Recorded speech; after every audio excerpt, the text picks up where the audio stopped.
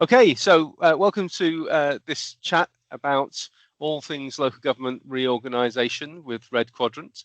And I'm really pleased today to be talking to Manjeet Gill, who we've worked with over many years and really valued her input and deep experience from top level leadership roles across local government and indeed health. Manjeet, we wanted to talk today to you, obviously, about leadership and all the related issues.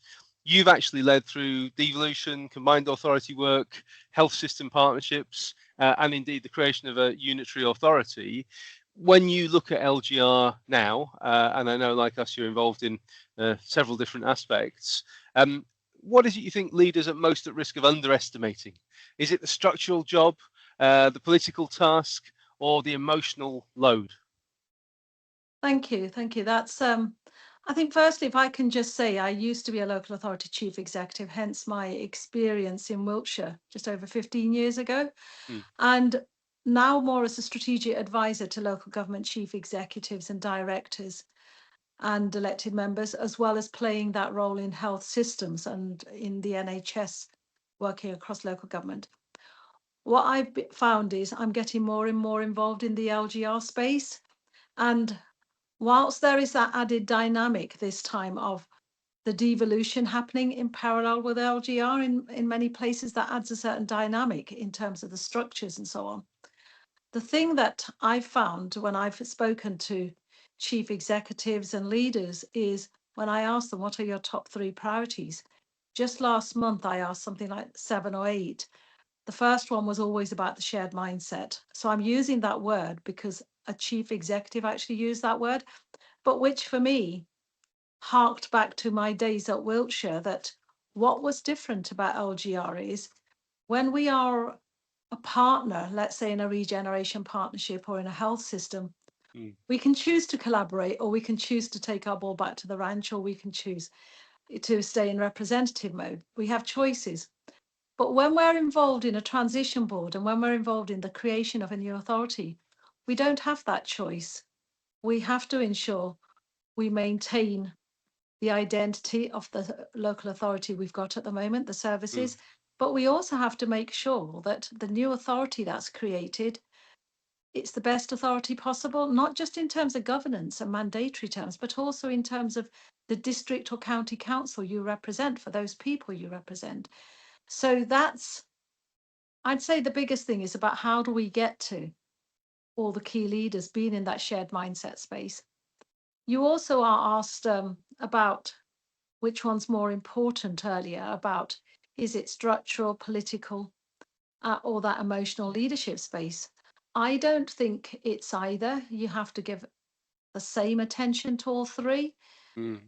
because some partnerships may focus very much on that leadership and that shared mindset space, but not enough on that program governance and structure, or not enough on understanding the politics with a small p as much as the large P.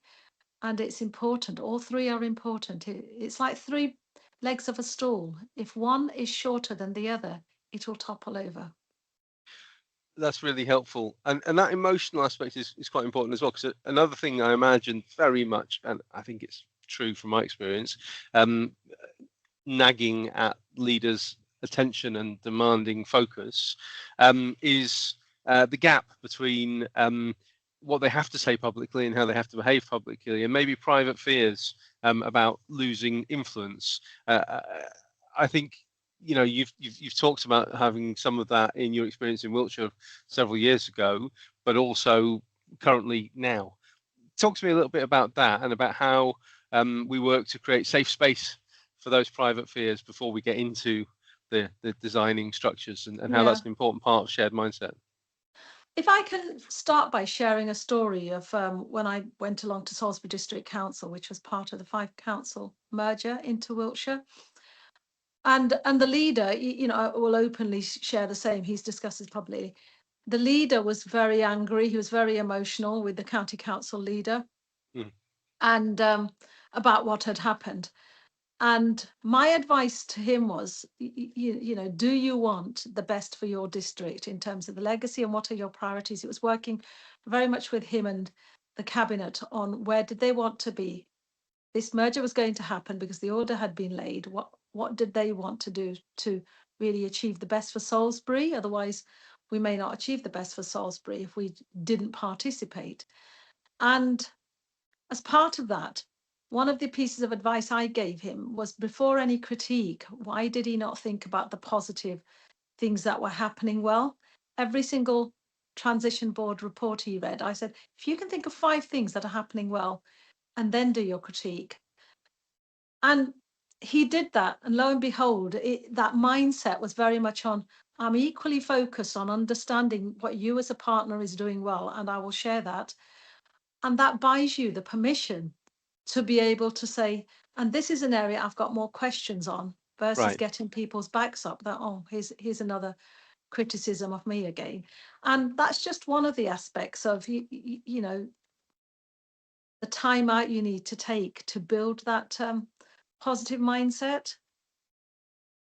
Yeah, that's really helpful. Good practical tips in there as well. um, that makes me think. We often talk about leadership capacity as if it belongs to individuals, chief executive, the leader, other statutory officers, with certainly a lot of pressure on them. But what happens to the leadership system as a whole during LGR and devolution?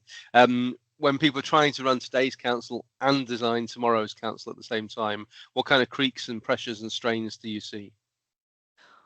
Well, as I say, I draw upon my Wiltshire experience a lot because I was in there for 2.5 years as a chief executive. But I am currently advising councils, and without naming the council, one of the things I've suggested to them, and they've taken on board, this was a year ago, is what we did at Wiltshire. The honest conversation we had with our heads of service was, look, you need to feel more empowered and supported, but you need to make more decisions yourself, because we need to be at the county hall far more, designing the new organisation, which was myself and the corporate directors. And the positive side to that was, it really empowered those heads of service, and it really developed them as leaders, that we trusted them to get on with things and take some of those leaps of faith. And we're doing the same with the local authority I'm currently advising as well, that, how are we both being far more clearer about our objectives Mm, uh, to those heads of service, being far more clear about the support. So some of them have got far more coaching, mentoring type of support, but it releases the executive directors and the chief executive to focus a lot of their energy on the creation of the new authority. yes. Practically speaking, what are signs to look out for that leadership capacity is starting to degrade? Do you see a sort of narrowing of focus, loss of confidence? And I suppose on the other side, since you are my positivity coach, Manjeet, what are the signs that show that things are really working in this process? Well, for example, the local authority I was involved in was because the senior management team was so focused on developing the options for the new authority. That was taking time, long before any orders laid, and the order's not been laid yet. And the fraying was that heads of service were getting very frustrated that, examples like, I've given these reports, or I've sent these emails, and I'm not getting decisions, or I'm not getting certainty, because regardless of a report going to a senior management team need that capacity to understand Hmm. the complexity of the issue and make that decision. And so the fraying is very much that frustration by heads of service. And that's where the intervention was, about honest communication about where energy and time will go. So I think there's something about being upfront and honest with colleagues about where time and energy needs to go and what you Yeah. want from each other. This isn't just about shared mindsets with partners and other leaders. It's about the same, shared mindsets with your management within the organization and with your staff within the organization. So communication is always big. But Yeah. at a time of LGR, I can't stress enough how important it is. And I particularly, maybe I'm naturally a people person, but I particularly found it wasn't just the team briefs and so on every fortnight. It was once a month, having an open meeting where everybody could see you. These days it's Teams and so on, allowing for some questions and answers in a structured way, but also sometimes just touching base with people, how they were, checking they were okay. That's softer touching base, whether you're passing people in a corridor or whatever, no matter how busy you are, just taking that extra time out to sense check where people are in terms of their well-being and what's on their mind.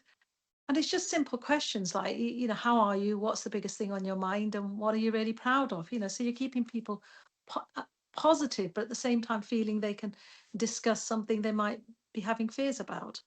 There's a systemic challenge pattern here, isn't there? That for senior leaders with loads of accountability and responsibility and loads of inputs, the more the pressure ramps up, the harder it is to communicate and share that burden, and the more temptation there is to just pull it all into yourself and try and deal with it, or a very closed group. And I think partly people just have to really appreciate that even though it feels like the harder thing to do in the moment, getting out there and sharing and being more honest with their direct reports and teams and the whole organisation is a good investment, isn't it? Oh yes, I mean, so I'll share an example of another local authority. I won't name it. They had, after their sort of submissions had been made, they had one of the big consultants in who put a proposal in to do the analysis and so on. And they communicated to the organizations these consultants were in, and the consultants were largely gathering masses of data. But the thing I found was that in the organization, both the fear of change, what LGR will mean to jobs and so on, you must take note of that natural anxiety and fear. But because of that fear, there was a lot of resistance, there was a lot of anger, not just backlash.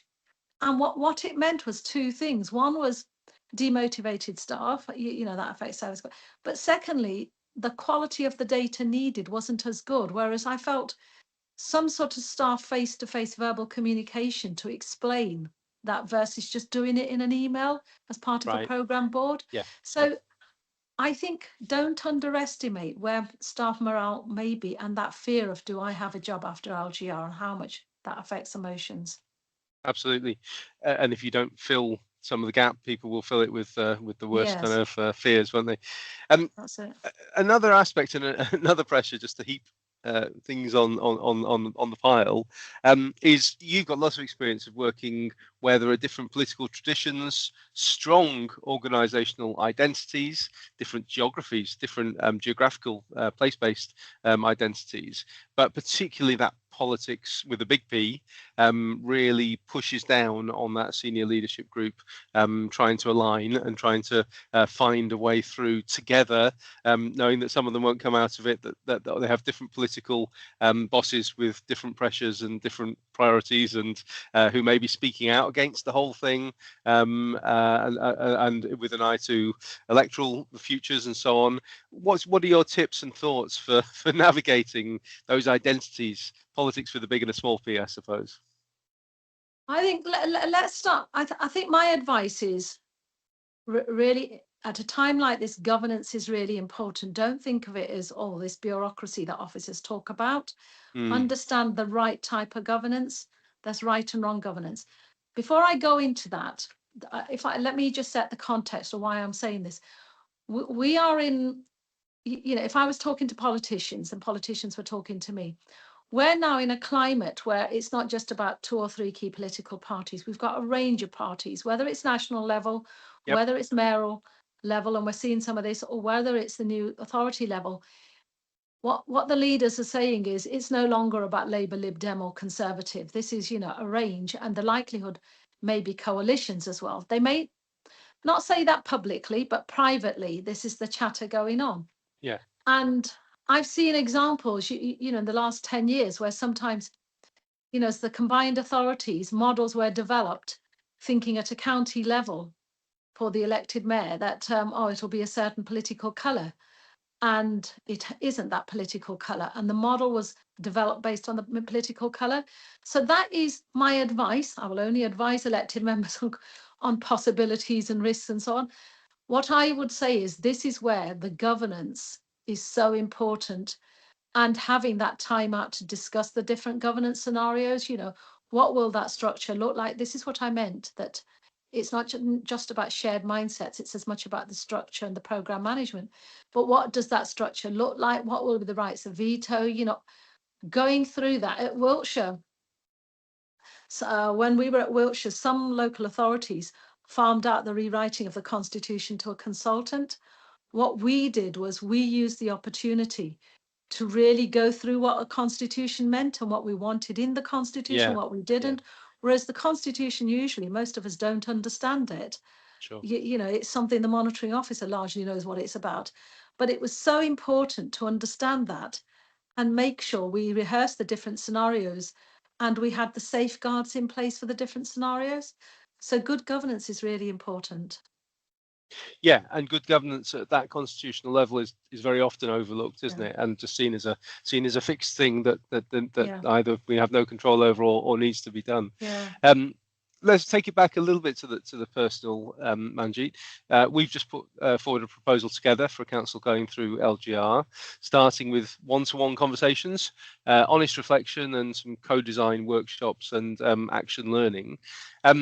Is the core lesson that councils need shared mindsets before shared structures?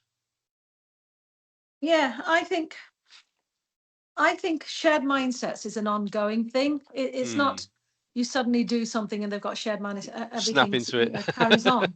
Right. There's No. that saying that, reputations or trusts are slow to build, but very rapid in falling. And Yep. I suppose sorry, I have to get this joke, and it's the opposite to petrol prices, isn't it? Very rapid in rising, but falling slow as a feather, But this is the opposite way around, if I can just use a Yeah. joke there. But for me, part of this, as you spoke about the one-to-ones is, I think there's a certain methodology or certain steps to it. And for me, it's firstly, we have to trust each other. And in order to build that trust, we can't just say to each other, but, let's trust each other. I think there are a few things we need to do. We need to understand the other's hopes and fears and their priorities. Yep. I've sometimes done partnership training, and I've developed partnership training myself, where it's almost like a marriage. Do you understand your partner's priorities, and do they understand yours? And many a time people have been working 5 or 6 years and they say, you know what, we've never taken time out to understand each other's priorities. Well, it would just help things further if we do that. And then the other thing is, that thing about building credits in the bank is, how can each of us offer quick wins to our partner and help our partner out with their priorities? Another leader of a local authority, and that builds the trust and the credits in the bank. And I think only with some of those sorts of actions can you start building the trust, and you can start building the shared mindset. And only then can you be in that space to still diplomatically test how you can challenge each other. I think what's wrong sometimes is when I won't use local government as an example, but it's exactly the same as I've seen in the local government scenarios. So the Milton Keynes Bedford Luton ICB, I was acting up as chair whilst we appointed our permanent chair. Yeah. And what I felt was that the partners on the board, local authorities and trusts and so on, were largely representatives of their organisation. So in my acting up role, I decided, whilst I was going to act up for 3 to 6 months, what I was going to do was get us in that shared space. So my starting point was what you said, the one-to-ones with everyone. And what was not surprising, seemingly so many times, was each partner largely told me what they wanted from everybody else. Yeah. And then I usually got to, well, what can you offer and where people are? And there seemed to be a bit of a stalling block there. Then we had a workshop and I played back what I'd heard. But I also played back that what I see, and I think I had the prerogative as a chair versus a strategic advisor. I said, what I see is our partnership is about representatives of organizations. We're not representing the system as a whole. And we need to move to a space where we have that shared priorities. And so what we did then was we had workshops where everybody agreed and designed those shared priorities together, whereas normally in the past, the ICB Secretariat put up a PowerPoint, suggested some priorities, everybody nodded them through, but everybody walked out not really owning them, because people don't Right. tell you, Yeah. things they don't agree with. And so we moved to 3 sets of shared priorities. And then lo and behold, based on that, different partners volunteered to lead on different things, whereas for a whole 2 years, nobody volunteered to lead on things, and it was largely left to the Secretariat. So you might say, oh, well, that's the NHS. No, what I'm illustrating that as an active example neutrally. but it's no different to LGR, devolution partnerships, regeneration partnerships, community safety partnerships. It is about how do we shift from representative of our organisations to representatives of the cause we're about, whether it's LGR, devolution, or community safety or whatever. And then only then move to what are the priorities and what can we do about them. Brilliant. Final question, Manjeet, if I may. What's exciting you most about LGR? What do you think is the biggest possibility here? I'm certainly enjoying the fact that I'm being asked by quite a few authorities, and I'm just going to see a county council next in a couple of weeks as well, another one. But the biggest thing that excites me here is, somebody who's positive and looks for opportunities, is this is a real opportunity to design a council differently. Yeah. You can either force everybody together, don't have the mindsets, the orders placed. You can have a program in place, you can design everything and then appoint your new chief executive and everything will be bolted on and you carry on with the old services. Yeah. What we did at Wiltshire, we were bold. What we decided was we wanted to create fully empowered area committees. And I'm not saying area committees here, but something about if you're moving to a larger organization with shared district, shared local authorities, how do you use the opportunity for that double devolution? And we just had that honest conversation about what could double devolution look like. We made a decision in Wiltshire on area committees, but it can be done in other ways. How do we use this opportunity to work with the parish and town councils? What can be designed differently? How do we use this opportunity to, rethink enforcement in environmental health, private sector housing and trading standards and so on, when we're bringing county and district functions together. Because, we know sometimes whether it's social care and housing or whether it's, enforcement between environmental trade. I'm just giving two examples, but there's lots of others. We say, oh, it's because we're in a two-tier system. Well, now we're moving to a one-tier system. What are the opportunities to shape and change this? It doesn't take a lot of effort to just have those conversations and be able to design something before you jump into the structure. That's great. I was just talking to somebody the other day. Massive opportunities arise around homelessness and single people with multiple complex needs that the district and council model just makes that bit more difficult across the boundaries. So I love that. Really look at the possibilities afforded by the new structure. That's it. And likewise, the devolution. I think what's exciting about the devolution, I don't know how much local government's involved in this chatter. We had in our Milton Keynes ICB, we had all 4 local authorities on our board. Most had just 1 representative, but our ICB really made sure all local authorities were an active partner on our board. And the thing for me is, with the devolution agenda, what's exciting is that creating that mayoral combined authority and the ICB clusters are the leaders from both those organisations having conversations about the opportunities there. Not just simply the hospitals are full and we desperately want you as a local authority to help with the discharges and the social work. Of course. That's reactive. Yes, that's important as well, but that's reactive. Where are the proactive opportunities taking place? If Claire Ward was the chair of our Nottingham, the Sherwood Trust, but she's gone on to become the Nottinghamshire and Derbyshire mayor. And what's wonderful about her having that background is she's linking the whole jobs and apprenticeship agenda to the possibilities in the NHS and the further education in the NHS. And it's how do we join those up without a mayor having been a chair of an NHS trust or a chair of an ICB? That's an exciting opportunity if we can take time out to join it up, because again, it's what's best for the people we serve. Exciting. Well, that's got me inspired.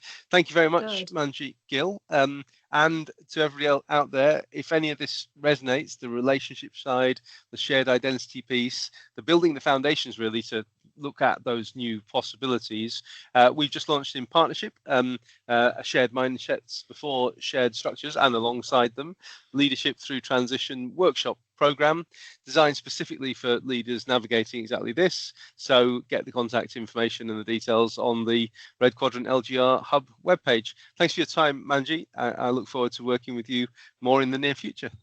Yes, thank you very much, Benjamin. Take care. You too. Bye.